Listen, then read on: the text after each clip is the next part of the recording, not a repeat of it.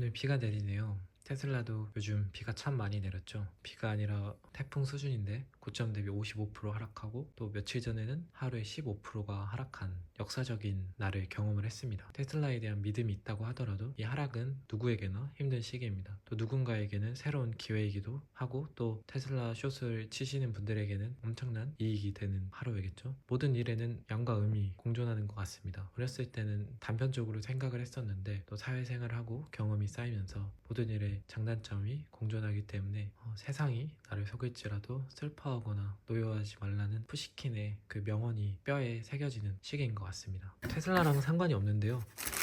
힘든 시기를 이겨내기 위해서는 그 일에서 잠시 멀어질 마음의 여유가 필요하다고 생각합니다. 최근에 신발을 하나 샀습니다. 발볼이 넓고 평발이어가지고 제가 신을 수 있는 신발이 한정적인데 저는 나이키 줌 보메로 5라는 신발을 지금까지 8켤레 넘게 샀습니다. 이거를 제가 6개월 정도 신으면 또 밑창이 닳아서 저만 느낄 수 있는 그 미세함 때문에 또 새로운 줌 보메로 5를 신습니다. 또 다른 신발을 신으면 발이 아프거든요. 근데 이 신발이 정말 편해요. 저는 이거를 색깔별로 다 샀는데 매일 이것만 신다 보니까 좀 지루하더라고요. 근데 얼마 전에 이 말차, 제가 말차를 또 좋아하는데 이 말차 색깔을 사가지고 굉장히 기분이 좋았어요. 매장이 없어가지고 예약을 하고 며칠 만에 받았는데 오늘 퇴근이 또 기다려지는 하루였습니다. 여러분들은 어떻게 이 힘든 시기를 견디고 계시나요? 퇴근하는 길에 오빠한테 전화가 왔습니다. 오빠가 제가 테슬라 투자를 하고 있는 거를 알고 계십니다. 얼만큼 투자를 하시는지는 모르는데 제 생각을 이야기를 했던 거를 다시 한번 이야기해 보려고 합니다. 솔직히 말하면 영상을 안 찍을까도 생각을 했어요. 저는 이제 마음의 여유를 가지고 싶은데 댓글이나 영상을 찍으면서 또 부정적인 감정을 떠올릴 수 있기 때문에 근데 그게 어느 정도 좀 마음의 정리가 된 것 같아서 영상을 찍습니다. 고점에 팔고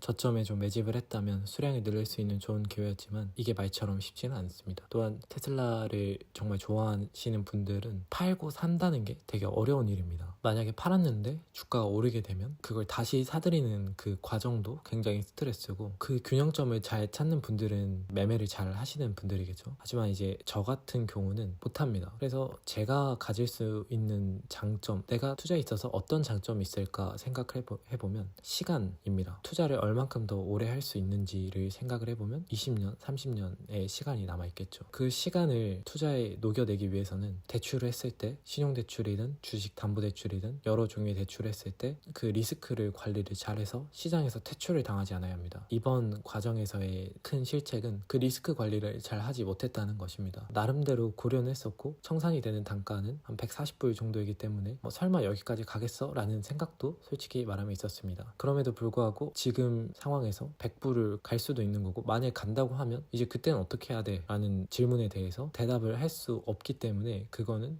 실책이라고 할 수 있겠죠. 그래서 저는 주가에 오르고 내리고는 예측이 불가능하다고 생각하고 처음으로 되돌아가기로 했습니다. 지금 일단 염려스러운 것은 머스크가 정치적인 활동을 하면서 테슬라에 대한 반감이 있고 테슬라를 구매하려고 했던 잠재 수요층에게 정치적인 상황은 큰 부담이 되는 것이 사실입니다. 또한 테슬라 스토어에 테러 행위를 한다거나 슈퍼차저에 불을 지르는 등의 행위, 그러면 어떤 반 테슬라에 대한 정치적인 행위가 테슬라라는 차량을 구매하는 데 있어서 얼마나 큰 장애물이 될 것인가를 생각을 해보았습니다. 크게 두 부류가 있을 것 같은데요. 먼저 첫 번째, 테슬라를 타고 있는 사람 중에서 다시 테슬라 구입이 꺼려지는 경우, 이 부분에 있어서 저는 회의적입니다. 왜냐면 제가 테슬라를 운전을 하고 있고 제가 지금 잘 경험하고 있는 오토파일럿이 중학생 수준이라고 하면 미국에서 경험하고 있는 FSE는 고등학생 수준이라고 저는 생각을 합니다. 저는 중학생 수준임에도 불구하고 장거리 주행을 할 때 오토파일럿이 없다면 부담이 돼요. 그래서 예전에 테슬라 주가가 한창 많이 올라서 평가손익이 타이칸을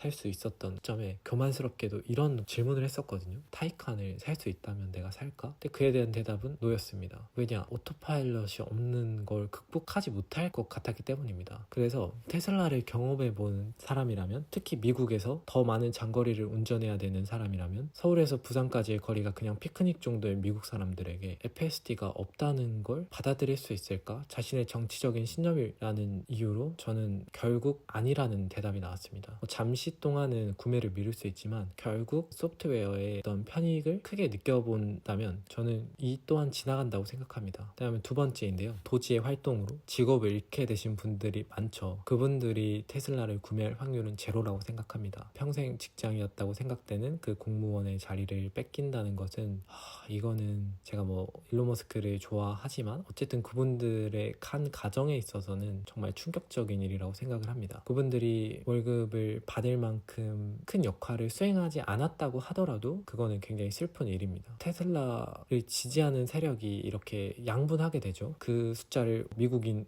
50%라고 친다면 현재 테슬라가 미국 신차 판매에서 50%를 차지하고 있을까요? 아니죠. 10%? 뭐 이 정도 차지하고 있을 텐데 절반만 산다고 해도 지금 판매량을 더 능가할 수 있다고 생각합니다. 테슬라 차량에 대한 시위가 정치적인 어떤 그런 것들을 대변하는 게 과연 바람직한지는 모르겠습니다. 그러나 수치적으로 계산을 했을 때 트럼프를 지지한다면 이 또 테슬라 차량을 타는 것이 정치적인 표현이 되는 부분도 있는 것 같아요. 이제 트럼프가 일론 머스크에게 지지를 표현하는 스윗한 방법으로 테슬라 모델 S 울트라 레드를 구매를 했었고 손녀인 카이 트럼프에게는 사이버 트럭을 선물했습니다. 왜 사이버 트럭을 선물했을까? 혁신과 함께 또 가장 안전한 차이기 때문에 소중한 손녀의 안전을 책임지는 또 마음이 담겼다고 생각을 합니다. 뭐 이게 어떻게 될지는 잘 모르겠습니다. 그러나 정말 극단적인 상황에서 민주당을 지지하는 사람들의 매수가 사라진다고 할지라도 바람직하진 않지만 그래도 극단적인 50%의 매수 수요가 생긴다면 이는 전체적인 판매량에 있어서 큰 도약이 될 수 있다고 생각합니다.